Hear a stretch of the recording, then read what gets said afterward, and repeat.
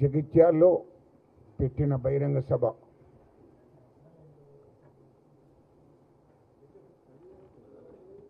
సభలో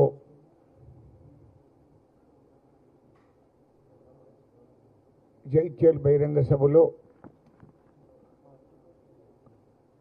కేసీఆర్ గారు, మాజీ ముఖ్యమంత్రి గారు, అదేవిధంగా కాంగ్రెస్ పార్టీని వీడి టీఆర్ఎస్ పార్టీకి పోయినటువంటి జీవన్ రెడ్డి గారు కాంగ్రెస్ పార్టీ మీద మాట్లాడిన మాటలు, ముఖ్యమంత్రి గారి మీద మాట్లాడిన మాటలు అవి దగాకోరు మాటలు, అబద్ధాలు.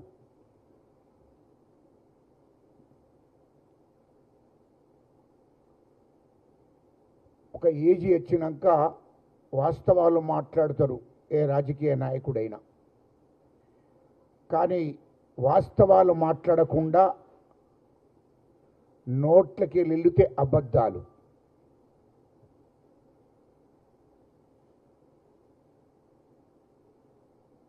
సరే, దయచేసి మీడియా ద్వారా తెలంగాణ ప్రజలకు తెలియజేయవలసిన అవసరం ఉంది. నేను తెలంగాణ ఉద్యమకారునిగా, తెలంగాణ జేసీ చైర్మన్గా, మరి నేను ఇప్పుడు కాంగ్రెస్ పార్టీ నాయకునిగా మాట్లాడడం జరుగుతుంది. ఎందుకంటే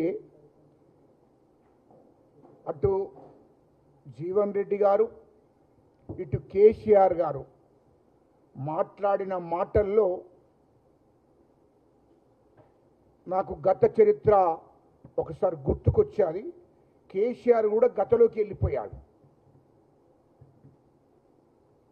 నాకు కూడా ఒక ఉద్యమకారునిగా గత చరిత్ర గుర్తుకొచ్చింది. కాబట్టి దయచేసి మీడియా కూడా కేసీఆర్ గత చరిత్రకు వెళ్ళాడు, నేను కూడా తెలంగాణ ఉద్యమకారునిగా ఒకసారి నేను కూడా వెళ్ళవలసి వస్తుంది.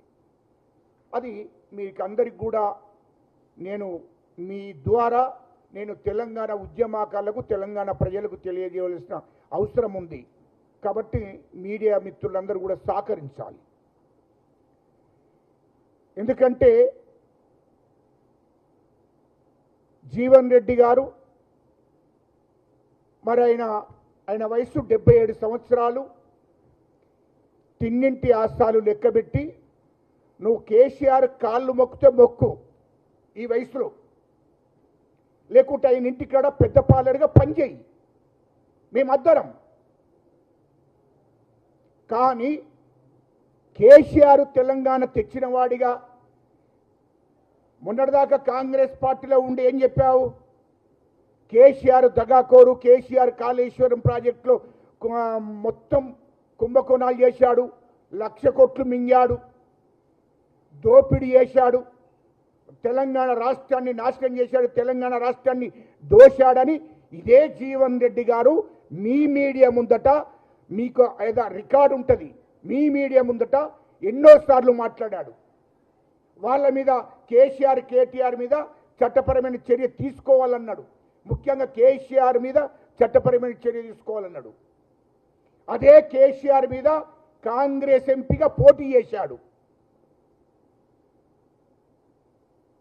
కానీ నిన్న బహిరంగ సభలు ఏమంటాడంటే, కాంగ్రెస్ పార్టీ నన్ను పోటీ చేయమన్నది కాబట్టి తప్పని పరిస్థితిలో నేను పోటీ చేశాను.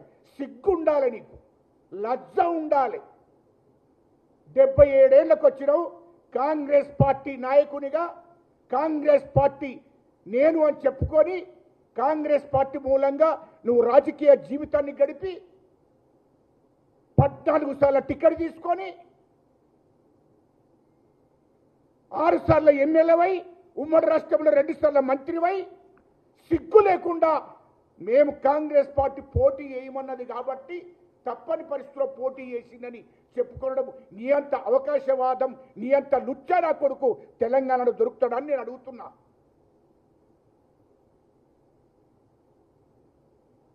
తిన్నింటి ఆశాలు లెక్క పెడతావా? ఇది తిన్నింటి ఆశాలు లెక్క పెడతావా? సిగ్గుండాలి. కాంగ్రెస్ పార్టీ అన్నం పెట్టింది, 42 సంవత్సరాలు ఆఫ్టర్ జీవన్ రెడ్డివి. నీ స్థాయి ఏంటి? జగిత్యాల్లో నీ స్థాయి ఏంటి?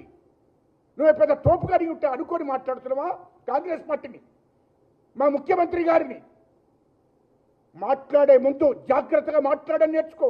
77 ఏళ్ళు వచ్చింది, సిగ్గు లేకుండా నువ్వు కాంగ్రెస్ పార్టీని మోసినవా? కాంగ్రెస్ పార్టీకి ఏం చేసినవో చెప్పు.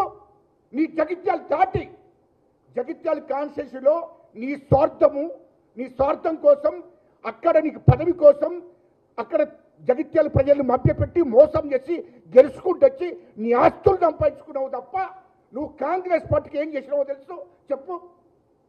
అదే ఉమ్మడి కరీంనగర్ జిల్లాలో నువ్వు ఎక్కడ, నీకు దమ్ముంటే ఒక్కసారి చెప్పు. ఏమైనా కొరట్ల పోయి గెలిపించావా? లేకుంటే నీ పక్కన ధర్మపూర్లో ఒక ఎమ్మెల్యేని గెలిపించావా? నీ ముఖానికి చొప్పదంలో గెలిపించావా?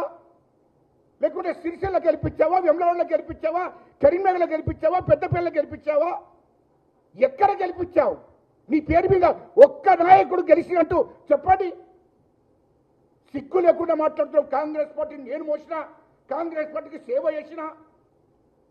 నీకు జగిత్యాల్లో ఒక్క నీ కాన్స్టిట్యూషన్ తప్ప నువ్వు ఎక్కడైనా ఉమ్మడి జిల్లాలో నీవు అడుగు పెడితే, నువ్వు అడుగుతే నీ ముఖాన్ని చూసి ఎవడ నోట్లేస్తాడని అడుగుతున్నా. ఎవడన్నా వేసిండా చెప్పు. ఉమ్మడి రాష్ట్రంలో ఎక్కడైనా కాంగ్రెస్ పార్టీకి బాధ్యత తీసుకొని ఎప్పుడన్నా తిరిగావా? 42 ఏళ్లలో ఎక్కడైనా ఇన్ఛార్జిగా పోయినావా? ఎక్కడైనా కాంగ్రెస్ పార్టీ అభ్యర్థులను గెలిపించావా? కాంగ్రెస్ పార్టీ కోసం ఎక్కడైనా పాదయాత్ర చేశావా? ఎక్కడైనా ఈ ఉమ్మడి జిల్లాలో కానీ రాష్ట్రంలో కానీ ఎక్కడైనా కాంగ్రెస్ పార్టీని భుజస్కంధాల మీద వేసుకొని ఏమైనా ఖర్చు పెట్టి ఎక్కడైనా తిరిగి కాంగ్రెస్ పార్టీ గెలుపు కోసం పనిచేసావా? అది చెప్పు. సిగ్గు లేకుండా నువ్వు నేను కాంగ్రెస్ పార్టీకి చేసిన, కాంగ్రెస్ పార్టీ ఏం సేవ చేసినావు? మాట్లాడే ముందు జాగ్రత్తగా మాట్లాడాను. నేను అబద్ధాలు మాట్లాడకూడదు. నీ జీవిత చరిత్ర అంతా తెలిసిన వాళ్ళం మేము. నీవు వయసులో పెద్దోడివి అయినా నీ జీవితాన్ని అక్కడ అడిగి తెలుసుకున్నాం. మొత్తం నీ జీవిత చరిత్ర అంతా నువ్వు ఎట్లా మాట్లాడతావు? ఏం మాట్లాడతావు? నీవు కాంగ్రెస్ పార్టీ సేవ చేసినావు, నువ్వు కాంగ్రెస్ పార్టీని కాపాడినావు. నువ్వు కాంగ్రెస్ ఎక్కడ చేసావు చెప్పు. కాంగ్రెస్ పార్టీ నీకు వేసింది 42 సంవత్సరాలు పోటీ చేసుకుంటూ వచ్చావు. కాంగ్రెస్ పార్టీ నిన్ను 6 సార్లు ఎమ్మెల్యే వేసేది, ఒకసారి ఎమ్మెల్సీ వేసేది, 2 సార్లు మంత్రిని వేసేది. అరే ఇంకా కాంగ్రెస్ పార్టీకి ఏం చెయ్యాలి? సిగ్గుండాలి మాట్లాడడానికి.